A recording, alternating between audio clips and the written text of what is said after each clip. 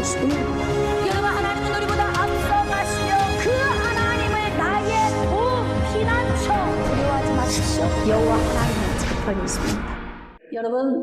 여러분들이 정치적인 사람이야 라는 말을 한 적이 있습니까? 누군가를 향해서. 또 누군가가 여러분을 향해서 당신은 정치적인 사람입니다 이렇게 말한 적이 있습니까? 여러분, 우리가 인생을 살아가는 동안 정치적인 요인이 반드시 필요합니다. 가정 안에서도 정치를 잘하는 사람이 있어요. 부부간의 관계성 속에서도 정치를 잘하는 사람이 있습니다. 또 직장 안에서도 정치를 잘하는 사람이 있죠. 여러분이 맡겨준 사명을 감당함에 있어서도 정치를 잘하는 사람이 있습니다.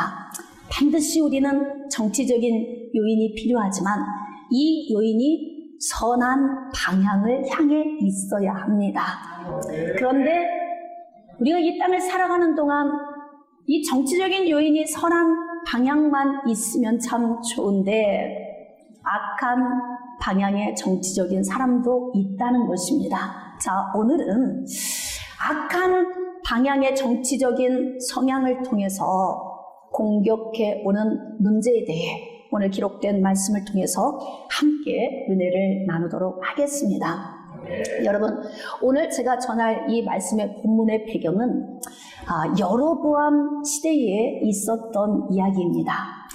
여로보암은 남북이 분열되고 북이스라엘의 첫 번째 왕으로 하나님께 세움받은 사람입니다.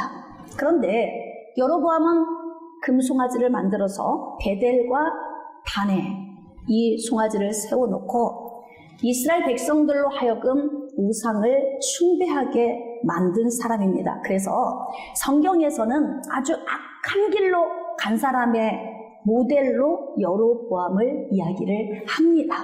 여러분, 여로보암이 베델에서 금송아지를 세워놓고 제단에 분향을 하고 있습니다. 자, 이 악한 행위를 보시면서 하나님께서 남유다에서 선지자를 보냈습니다. 선지자가 도착을 해서 예언의 말씀을 선포합니다. 자, 그 선포된 예언의 말씀이 여러분 열왕기상 13장 2절 말씀에 기록되어 있습니다. 자, 우리 2장 말씀 큰 소리로 합독하시겠습니다. 시작.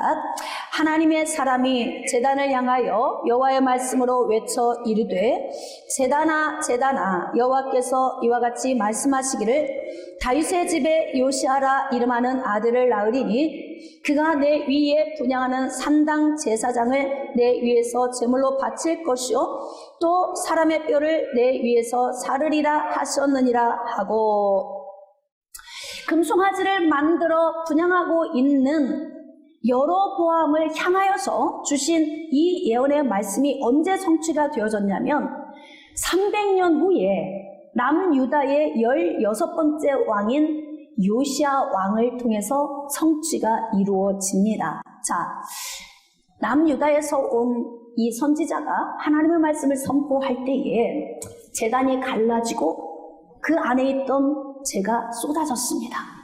이 광경을 지켜보던 여로보암이 손을 펴서 저자를 잡으라 이렇게 선포한 거예요. 그런데 갑자기 이 손이 말랐어요. 그래서 이 손을 다시 거둘 수가 없는 것입니다. 굳어버린 거예요. 그러자 이 선지자를 향해서 다시 하나님께 은혜를 구하기를 요구하니까 하나님께서 그의 손을 다시 거두게 하셨습니다. 자, 이 일이 있은 후에 여로보암이 남유다 선지자에게 권유합니다. 우리 집으로 가자. 내가 너에게 재물을 주겠다. 그런데 이때 남유다에서 온 선지자가 이렇게 이야기합니다. 난 당신과 같이 가지 않습니다. 왜냐하면 하나님께서 내가 출발해서 올 때에 말씀을 주셨는데 떡도 먹지 말고 물도 마시지 말고 왔던 길로 다시 되돌아가지도 말라고 하셨기 때문에 나는 이 자리에서 바로 떠날 것입니다. 그렇게 하고 이 남유다 선지자가 일어나서 떠나는 거예요. 자, 그런데 지금 여로보암이 송아지 형상을 놓고 그 앞에서 제단을 쌓고 있을 때에 함께 있었던 백성들이 있었습니다. 그 가운데에서 베델 지역에 늙은 선지자의 아들들이 있었습니다. 자, 그러면 이 늙은 선지자의 가정의 영적인 상태를 우리가 좀 알 수 있죠. 자녀들이 송아지 우상을 놓고 제단을 쌓는 곳에 가서 그곳에 가서 예배를 드렸다. 그러면 늙은 선지자의 영적인 상태도 그의 가정 안에 있는 모든 가족들의 영적 상태도 불을 보듯 뻔합니다. 이 자녀들이 그곳에서 그 광경을 다 지켜보고 집에 돌아가서 늙은 선지자인 아버지에게 이야기를 합니다. 아버지, 우리가 오늘 베델에 가서 제단을 쌓고 있는데 남유다에서 선지자가 왔었습니다. 그런데 그 선지자가 떡도 먹지 않고 물도 마시지 않고 왕의 권유를 거절하고 왔던 길이 아닌 다른 코스로 내려가는 것을 우리가 보았습니다. 이 이야기를 늙은 선지자에게 한 것입니다. 자, 그런데 늙은 선지자가 갑자기 벌떡 일어나더니 낙의 한 장을 지우고 이 사람을 뒤쫓아가는 거예요. 자, 그래서 뒤쫓아가서 상수리 나무 아래에서 휴식하고 있는 남유다 선지자를 만났습니다. 자, 왜 늙은 선지자가 남유다 선지자에게 갔을까요? 이제 말씀으로 우리가 좀 나가도록 하겠습니다. 자, 열왕기상 13장 14절입니다. 하나님의 사람을 뒤따라가서 상수리 나무 아래에 앉은 것을 보고 이르되 그대가 유다에서 온 하나님의 사람이냐? 자, 늙은 선지자가 묻는 거예요. 자, 대답하되 그러하다. 그가 그 사람에게 이르되 나와 함께 집으로 가서 떡을 먹으라. 자, 여러분, 이러한 권유를 할 때에 우리 같으면 어떻게 할까요? 여러분, 남유다에서 베델까지 왔습니다. 그리고 하나님의 말씀을 선포하고 돌아가는데 허기집니다. 그렇다고 어디에 들어가서 마땅히 먹을 것도 없습니다. 자, 이럴 때 늙은 선지자가 와서 우리 집에 가서 식사하자. 이럴 때 나 같으면 어떡할까요? 그럽시다. 지금 안 그래도 출출하고 허기졌는데 그렇게 합시다. 우리 같으면 그렇게 이야기를 할 거예요. 자, 그런데 이 남유다에서 온 선지자가 대답하되 나는 그대와 함께 돌아가지도 못하겠고 그대와 함께 들어가지도 못하겠으며 내가 이곳에서 그대와 함께 떡도 먹지 않고 물도 마시지 아니하리니 굉장히 완강하죠. 여러분, 하나님이 주신 말씀을 남유다에서 온 선지자가 붙들고 사는 거예요. 이게 말씀을 삶에 적용하는 것입니다. 하나님이 하라면 순종하면 됩니다. 하지 말라고 하면 안 하면 되는 것입니다. 이것이 하나님의 말씀을 적용하며 사는 것입니다. 남유다에서 온 이 선지자가 하나님의 말씀을 순종하기 위해서 지금 몸부림을 치고 있는 것입니다. 자, 17절입니다. 이는 여호와의 말씀이 내게 이르시기를 네가 거기서 떡도 먹지 말고 물도 마시지 말며 또 내가 오던 길로 되돌아가지도 말라 하셨음이로다. 그렇죠. 올 때 하나님의 말씀을 받았어요. 그러면 이 사역을 감당하는 내내 우리가 호흡 다하는 그날까지 사는 동안 하나님의 말씀을 붙들고 삶에 적용하며 사는 것이 최고의 복된 삶입니다. 깨달아지시면 아멘. 그래서 남유다에서 온 선지자가 하나님의 말씀을 붙들고 있는 거예요. 자, 18절입니다. 그가 그 사람에게 이르되 나도 그대와 같은 선지자다. 야, 여기에서 이제 미묘한 좀 분위기가 좀 흐르고 있습니다. 여러분, 사람이 다 같지 않습니다. 선지자가 다 같지 않아요. 목사가 다 같지 않습니다.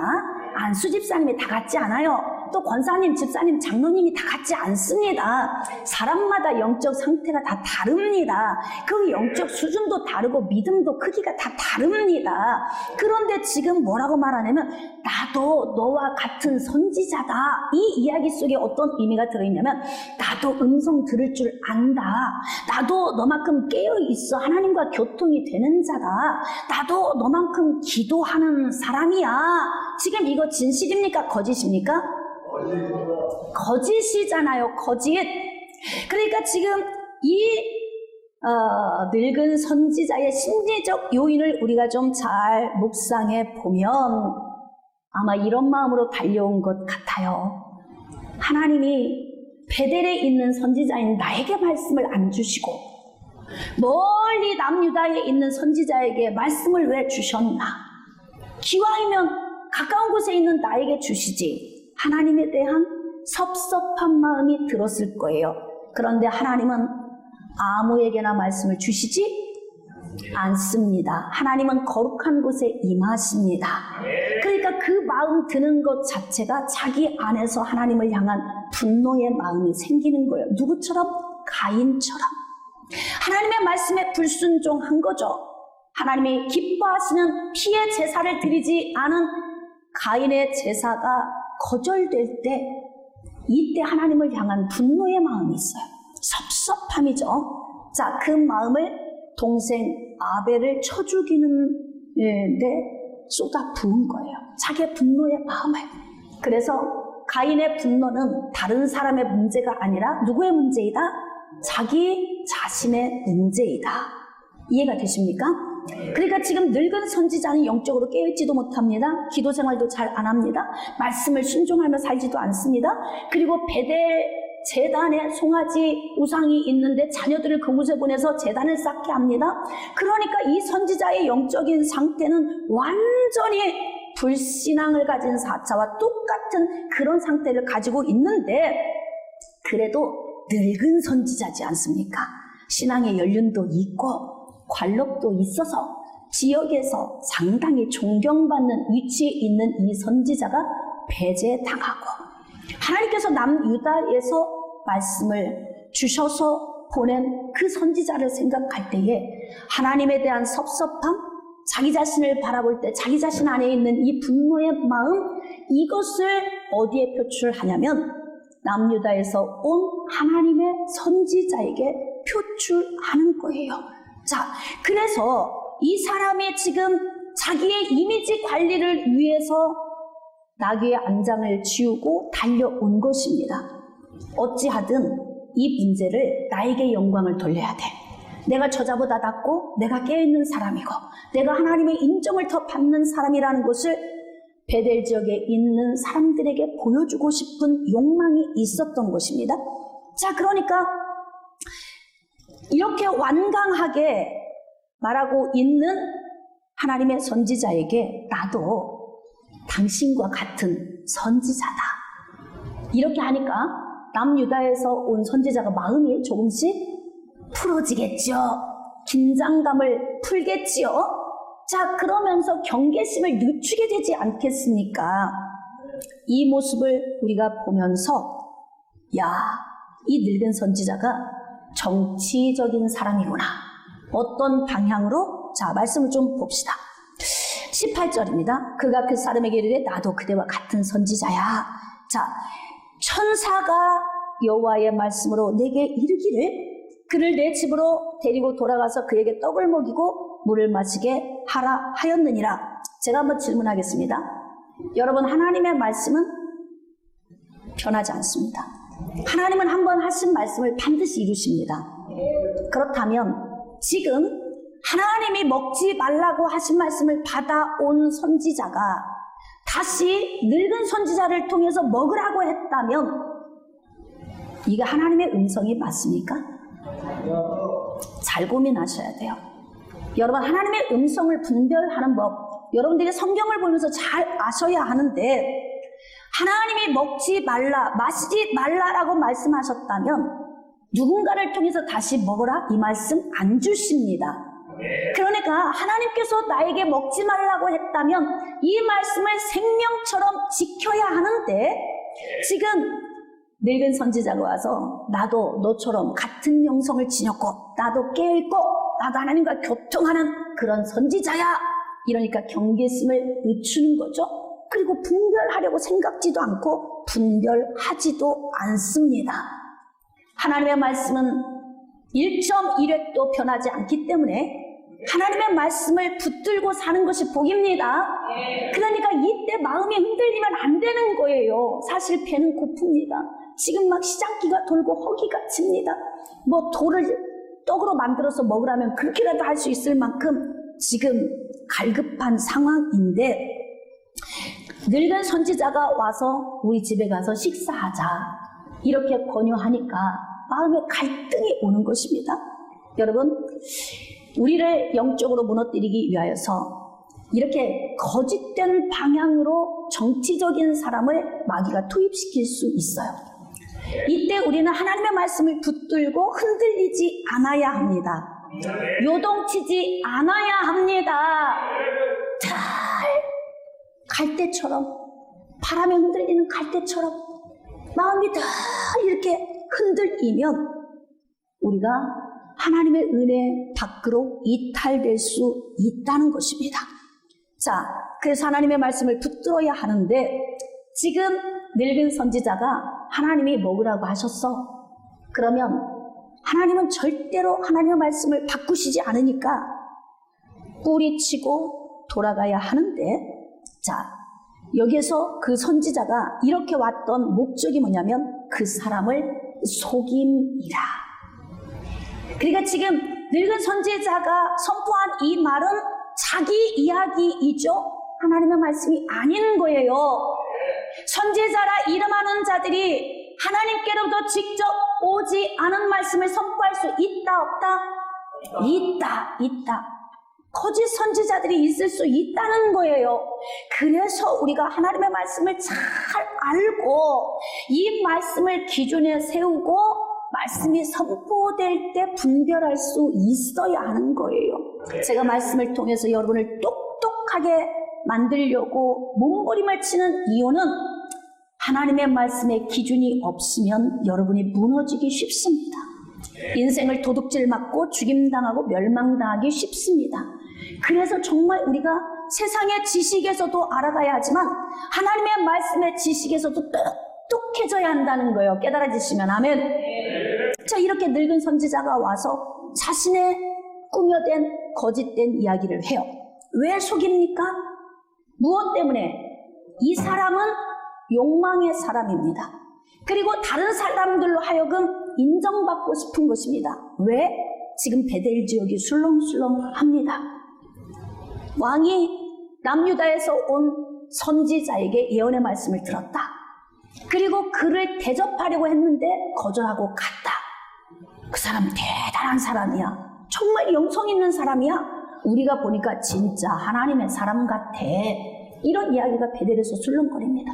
그러니까 이 술렁거리는 분위기 가운데서 늙은 선지자가 소외감을 느끼는 거죠. 그리고 그동안 존경을 한 몸에 받았다가 갑자기 나타난 하나님의 선지자를 통해서 자기 위치가 곤란해져 버린 거 아닙니까? 그러니까 나도 깨어있어? 나도 기도하는 사람이야? 나도 하나님과 교통해? 나도 믿음 있는 사람이야? 나도 당신들에게 존경받을 만한 사람이야? 이것을 보여주기 위해서 위선적인 모습으로 속이고 오는 것입니다. 자, 우리가 인생 살면서 나에게 이런 모습으로 접근하는 사람이 있을 수 있다. 또 내가 누군가에게 이렇게 접근할 수 있다는 거예요. 왜? 나의 수치를 가리기 위해서. 위선적인 모습으로 악한 방향의 정치적인 요인을 적용하며 살 수 있다는 것입니다. 여러분, 우리가 인생을 사는 동안 이런 사람들과 엮이면 인생이 괜히 힘들어져. 그래서 잘 분별할 수 있어야 돼요. 그러니까 영적으로 우리를 무너뜨리기 위해서 공격하는 사람들에게 여러분이 당하지 않으려면 말씀을 잘 들으시고 말씀을 잘 아셔야 합니다. 자, 그런데 19절입니다. 이에 그 사람이 그와 함께 돌아가서 어쩌나 그의 집에서 떡을 먹으며 물을 마시니라. 안타깝습니다. 응? 끝까지 하나님의 말씀을 붙들어야 하는데 인간의 말에 휘둘려서 유턴하고 돌아가서 먹어버린 거예요. 20절입니다. 그들이 상 앞에 앉아있을 때에 여호와의 말씀이 그 사람을 데려온 선지자에게 임하니. 자, 지금 식사를 하고 있는데 하나님께서 늙은 선지자에게 예언의 말씀을 주시는 거예요. 자, 그가 유다에서부터 온 하나님의 사람을 향하여 외칩니다. 여호와의 말씀에 네가 여호와의 말씀을 어기며 내 하나님 여호와께서 내게 내리신 명령을 지키지 않고 돌아와서 여호와가 너더러 떡도 먹지 말고 물도 마시지 말라 하신 곳에서 떡을 먹고 물을 마셨으니 내 시체가 내 조상들의 묘실에 들어가지 못하리라 하셨느니라 하니라. 여러분, 이 성경 말씀을 읽을 때 여러분은 무엇을 깨달았습니까? 위선적인 사람들이 주변에 있으면 굉장히 혼란스럽고 헷갈립니다. 하나님께서 먹으라고 했다고 해서 따라왔는데 지금 또 하나님의 말씀이 너 먹지 말라고 한 거 먹었으니까 너 반드시 죽어. 헷갈리잖아요. 뭐가 맞는 말이야 도대체? 여러분, 하나님의 선지자는 입에서 나온 말씀을 선포할 때 하나님께 받아서 선포하기 때문에 말씀이 일관됩니다. 말씀이 일관됩니다. 그런데 지금 늙은 선지자가 선포하는 이 말이 일관되지 않죠? 아까는 자기 말이었고 지금은 하나님의 말씀이에요. 안 맞잖아요. 누가 거짓말을 하고 있는 거예요? 이거 분별할 수 있어야 하지 않습니까? 그런데 아주 희한한 미소를 지으면서 너는 죽었어. 이렇게 이야기하는 거예요. 감히 네가 내 구역에 와서 내가 존경받고 인정받고 있는 이 구역에 와서 네가 영적으로 잘난 체하고 가는 거야? 내가 그 꼴을 어떻게 봐? 하나님, 베델이라고 하는 이 지역에 살고 있는, 가까운 곳에 살고 있는 저도 있는데 왜 저를 안 쓰시는 거예요? 이렇게 생각하는 거죠. 그래서 이 사람이 온전히 돌아가는 것을 볼 수가 없는 것입니다. 이렇게 악한 동기의 마음이 사람 안에 있을 수 있습니다. 욕망의 사람입니다. 자기 자신이 존경받아야 합니다. 그런데 베델 지역에서 남유다에서 온 선지자의 이야기가 막 난무한 거예요. 하나님의 말씀을 들고 와서 이런 말씀을 선포했다. 이렇게 술렁거리니까 괴로워서 견딜 수가 없는 것입니다. 그러니까 이 사람이 지금 악한 방향으로 정치하고 있는 것입니다. 그래서 자기 위선적인 모습을 덮으려고 하는 거예요. 남유다에서 온 선지자가 그 집에서 떠나가는데 길에서 사자를 만나서 죽은 거예요. 자, 그런데 좀 이상한 일들이 벌어집니다. 자, 25절. 지나가는 사람들이 길에 버린 시체와 그 시체 곁에 선 사자를 보고 늙은 선지자가 사는 성읍에 가서 말한지라. 지금 분위기가 늙은 선지자 중심으로 오고 있죠. 사람들의 시선이. 자, 저기 남유다에서 온 선지자가 와서 예언의 말씀을 선포했더니 남유다에서 온 선지자에게 시선이 쫙 몰렸어요. 자, 그러더니 갑자기 시선이 누구에게 왔냐면 늙은 선지자에게 시선이 온 거예요.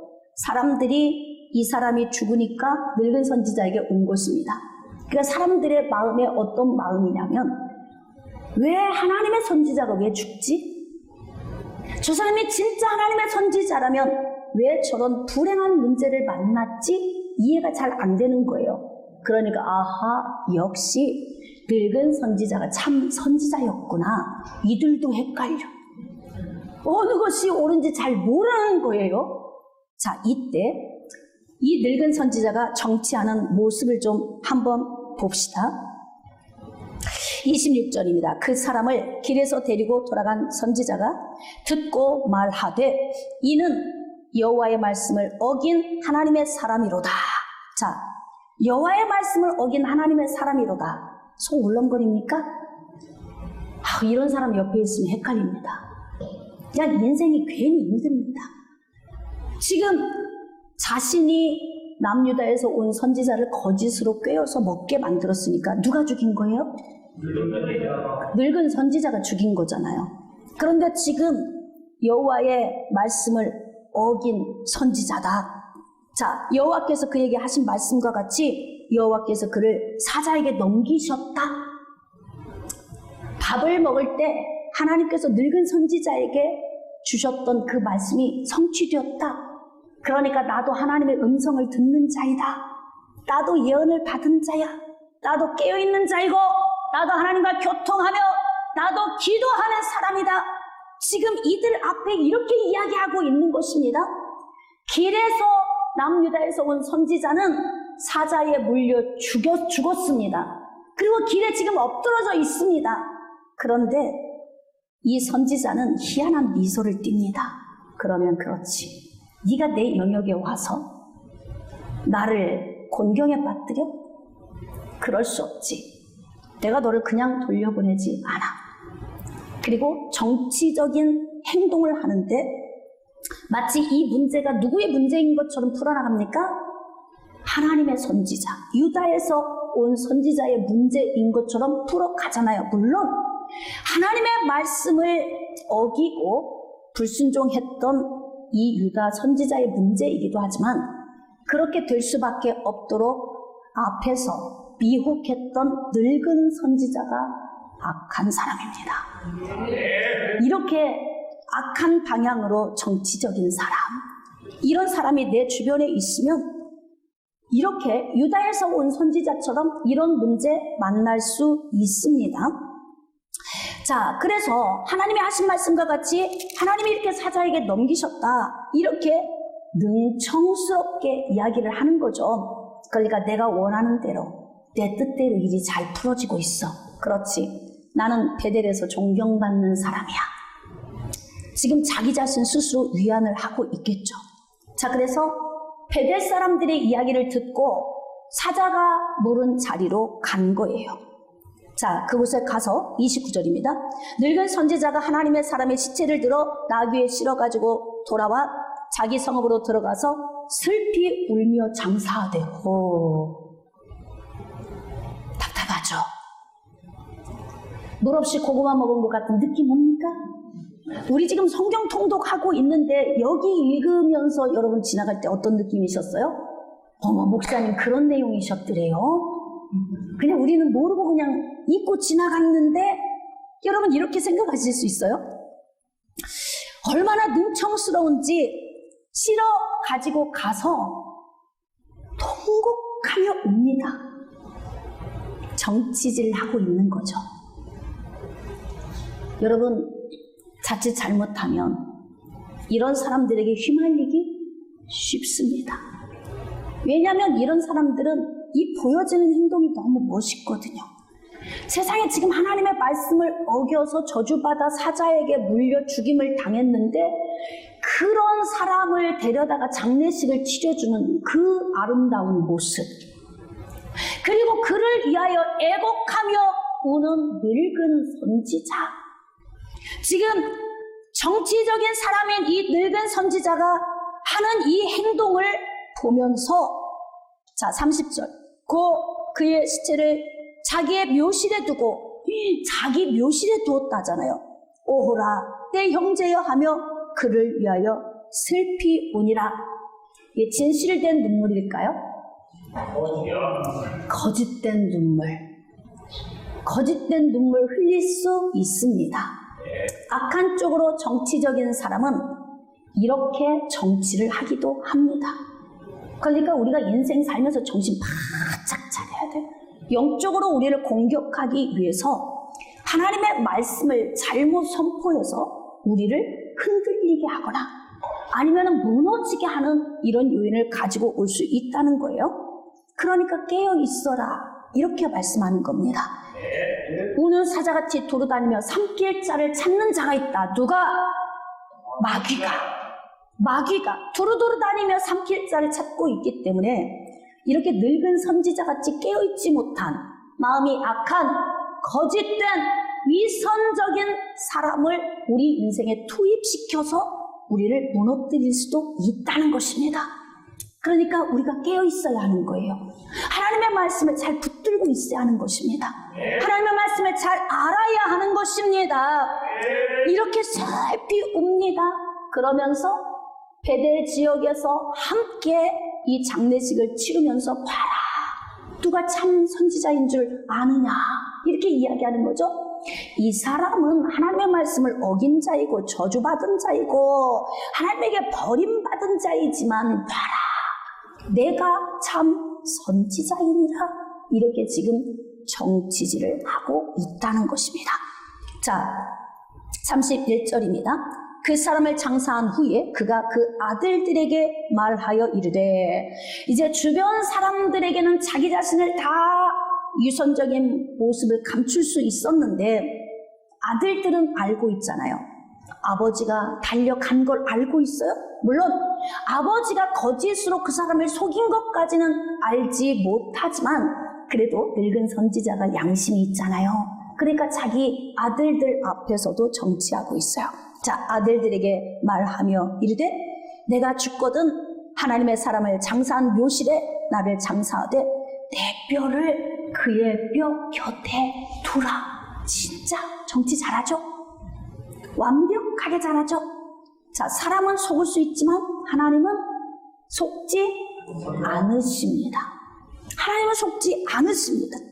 이렇게 가정 안에서 자녀들에게도 자신의 거짓된 모습을 위장하고 위선적인 삶을 살고 있는 이 늙은 선지자의 모습을 우리가 보면서 악한 방향으로 정치적인 사람, 그런 사람과 함께 우리가 같은 공간에 있다면 우리는 이렇게 속임 당하며 살게 되는 거예요.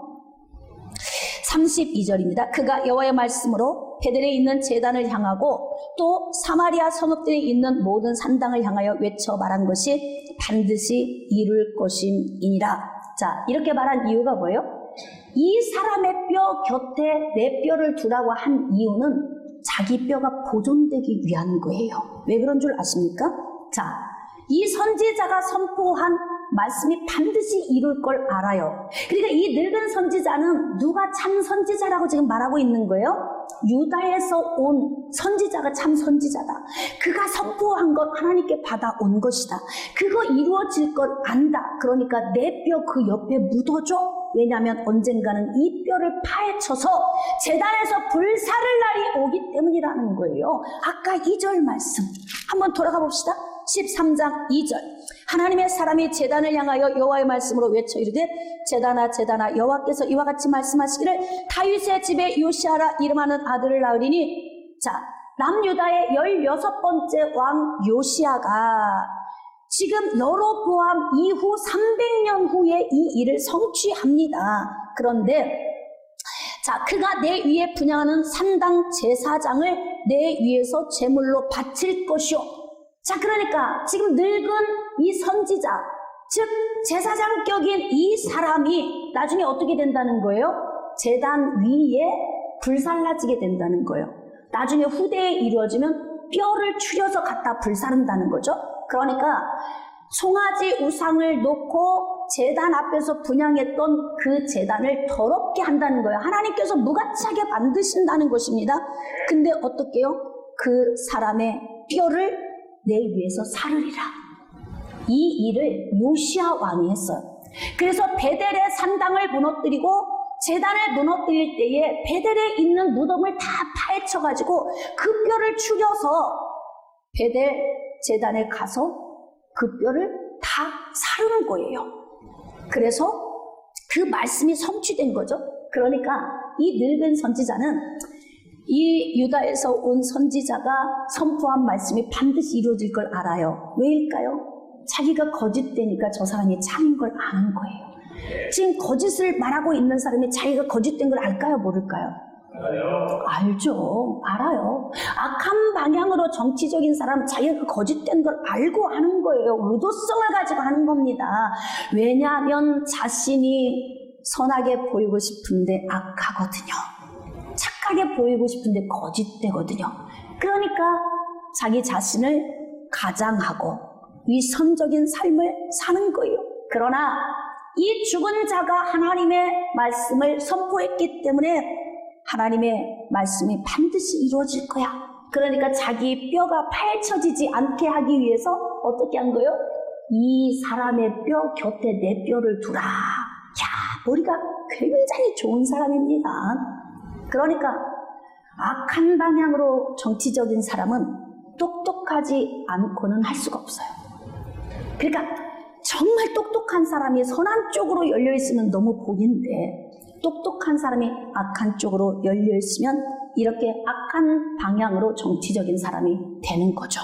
여러분, 악한 사람이 우리에게 다가와서 정치적인 요인을 적용할 때 우리가 하나님의 말씀을 붙들고 절대 흔들림 없는 신앙을 소유해야 합니다. 자, 그렇다면 우리 인생의 삶에 이렇게 악한 정치적인 요인만 적용하며 사는가? 그렇지 않습니다. 여러분, 인생의 위기를 만났을 때 여러분은 이 위기를 어떻게 모면하십니까? 또 정치적으로 아주 탁월한 사람이 있습니다. 선한 방향으로 다윗입니다. 자, 사무엘하로 갑시다. 사무엘하 3장 구약성경 467쪽입니다. 사무엘하 3장 31절입니다.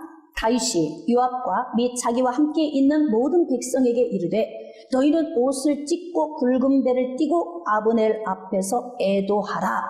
자, 다윗 왕이 상여를 따라가 지금 상여를 따라가면서 옷을 찢고 굵은 배를 띠고 아브넬 앞에서 애도하라고 백성들에게 주문하고 있습니다. 그러면 아브넬이 누구인지 좀 알아야 하겠죠. 여러분, 다윗을 죽이기 위해서 오랜 세월 동안 뒤를 쫓아다닌 사람이 있어요. 누구예요? 사울왕입니다. 사울왕. 근데 사울왕의 군대 장관으로서 사울과 함께 다윗을 쫓아다닌 사람이 있는데 그 사람이 아브넬입니다. 아브넬이 사울이 죽고 난 후에 사울의 아들 이스보셋을 이스라엘 왕으로 추대해서 세웠어요. 힘을 실어준 거죠. 자, 그런데 아브넬이 사울 왕의 첩과 통관을 하게 된 거예요. 이 사실을 알고 이스보셋이 자기 아버지의 첩과 통관한 아브넬을 꾸중한 것입니다. 그러니까 아브넬이 기분이 나쁜 거예요. 내가 왕을 추대해서 세웠는데, 내가 힘을 실어줬는데, 그까지 그 첩 하나 내가 범했다고 감히 나를 이렇게 된 거예요. 그러니까 아브넬이 이스보셋을 배신한 겁니다. 그리고 다윗에게 찾아간 거예요. 폐하, 지금 남유다 왕으로 계시는 것으로는 족하지 않습니다. 폐하께서 이제 전체 하나님의 백성들을 다스릴 왕 위에 오르셔야 합니다. 제가 북이스라엘 사람들을 그들의 마음을 다 가지고 와서 왕께 돌려드리겠나이다. 다윗의 입장에서는 사실 기분 좋은 이야기예요. 그렇죠? 물론 아브넬이 하지 않아도 누가 하십니까? 하나님이 하시죠. 왜냐하면 다윗은 이미 하나님이 다 예정해 놓은 사람이기 때문에 그렇습니다. 그러니까 아브넬이 하지 않는다고 해도 아쉬울 건 없어요. 하나님이 하실 것이기 때문에. 그러나 어쨌든 지금 북이스라엘 사람들의 마음을 다 가지고 와서 나에게 돌려주겠다고 하니까 기분이 너무 좋았던 거예요. 그래서 다윗이 아브넬을 굉장히 후하게 대접을 해서 보냈습니다. 자, 그런데 전쟁을 치르고 돌아온 다윗의 군대 장관 요압이 그 소식을 들은 거예요. 요압과 아브넬은 원수지간입니다.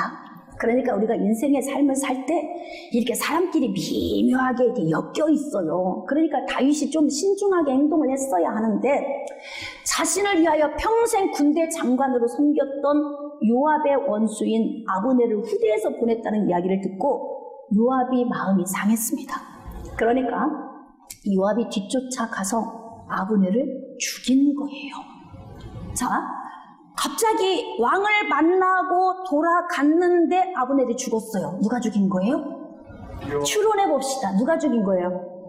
자, 사람들은 이 과정을 잘 몰라. 요압이 죽인 줄도 잘 몰라요. 지금 다윗 왕을 만나서 후하게 대접받고 돌아갔는데 죽었어.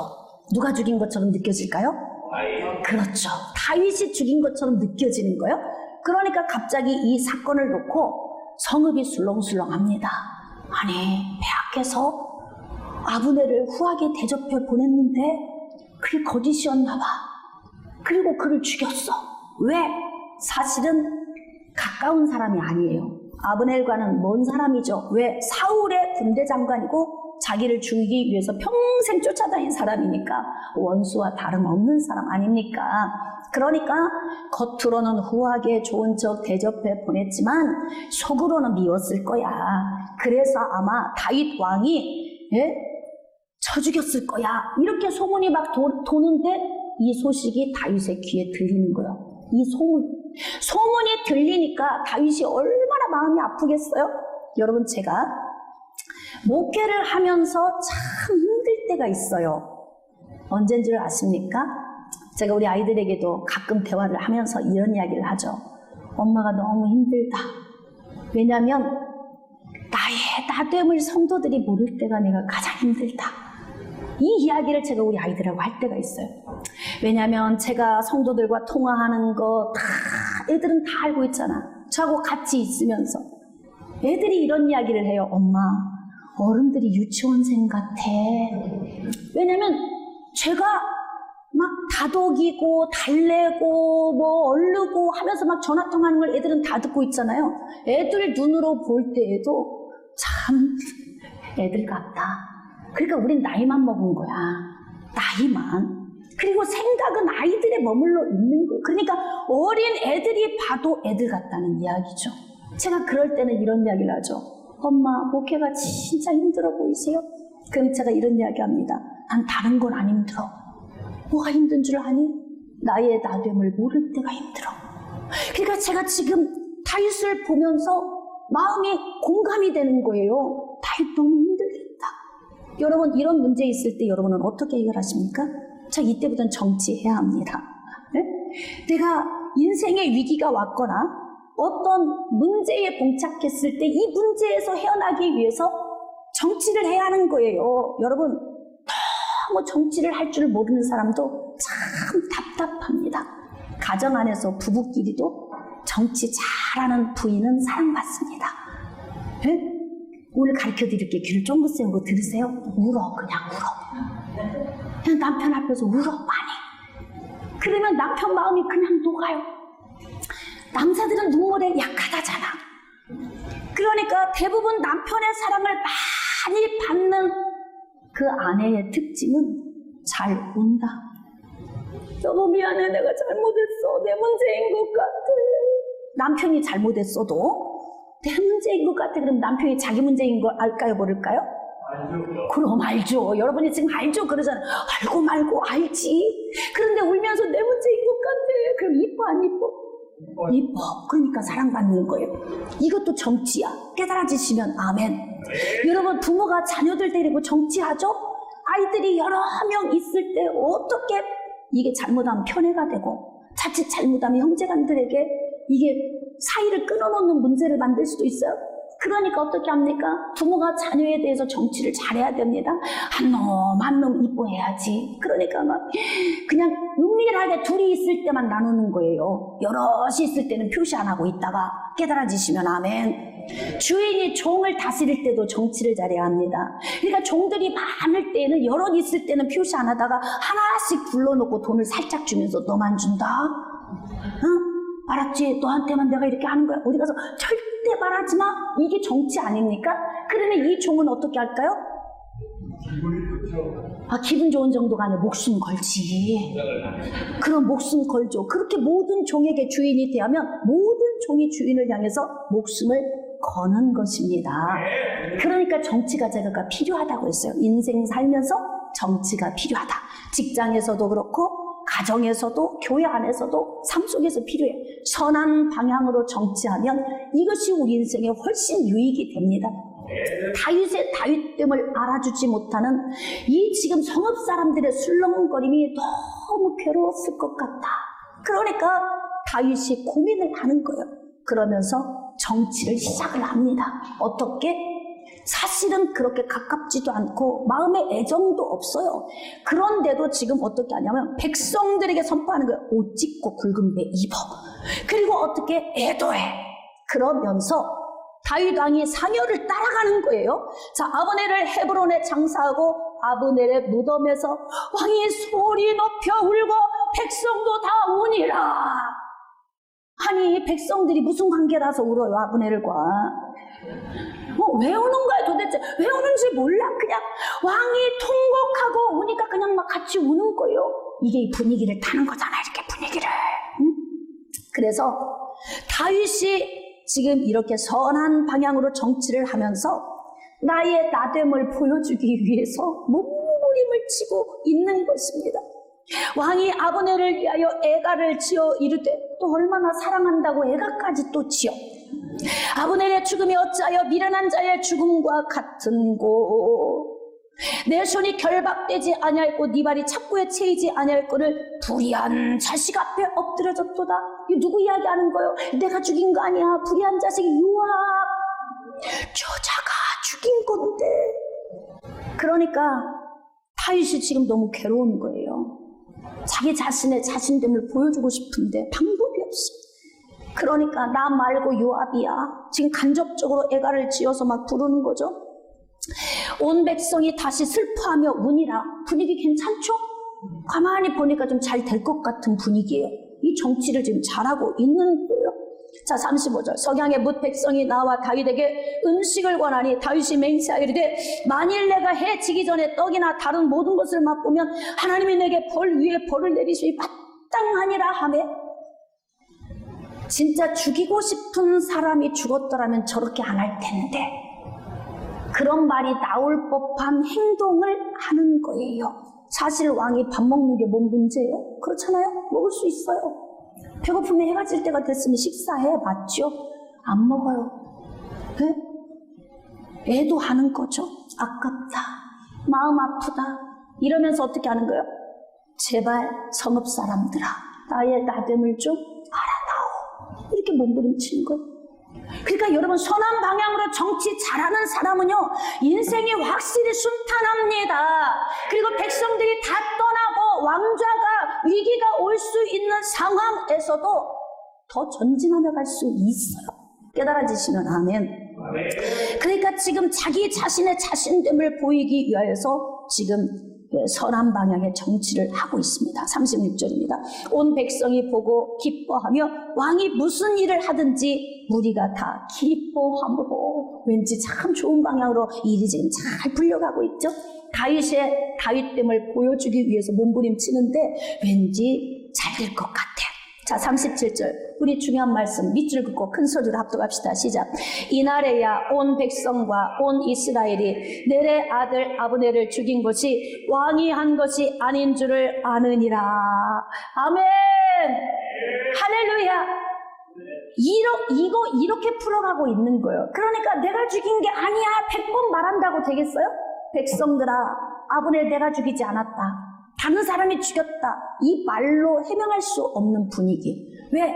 지금 막 여론몰이가 돼서 수렁수렁 하는데 여기서는 말로 안 되는 거예요. 그 행동으로 보여주는 거예요. 자, 한번 외칩시다. 말로 안 될 때는 행동으로 보여주자. 그럼 이렇게 통곡하고 울기라도 해야 돼요. 깨달아지시면 아멘. 그래서 선한 방향으로 정치를 잘하면 인생의 위기를 모면할 수 있습니다. 깨달아지시면 아멘. 자, 오늘 좀 말씀을 좀 제가 정리하도록 하겠습니다. 사랑하는 여러분, 인생살이에 정치가 필요합니다. 선한 방향의 정치. 이 정치는 우리 인생의 위기를 모면하게 할 수도 있습니다. 그리고 상상하지 못한 복을 당겨올 수도 있습니다. 그러나 악한 방향의 정치는 다른 사람을 무너뜨리게 하고 자기 자신도 위선적인 삶을 살 수밖에 없는 문제를 발생시킬 수 있습니다. 자, 여러분들은 어떠한 삶을 살아가시겠습니까? 선택은 여러분의 몫입니다.